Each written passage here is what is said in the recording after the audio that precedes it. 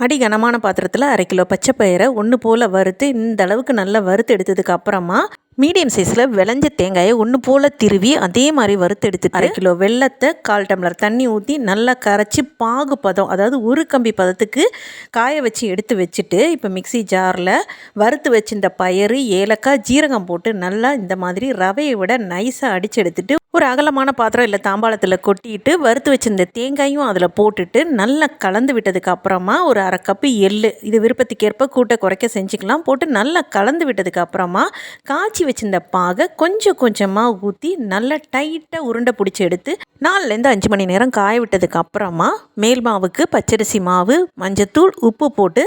தோசை மாவோட தண்ணி பதத்துக்கு நல்லா கரைச்சி எடுத்து, அதாவது கோட்டிங் பதத்துக்கு கரைச்சி எடுத்து உருண்டைகளை நனைச்சி எண்ணெயில் போட்டு வறுத்து எடுத்தோம் அப்படின்னா பர்ஃபெக்டான முந்திரி கொத்து தயார். வீடியோ பிடிச்சிருந்தா like, share and subscribe. Thanks for வாட்சிங்.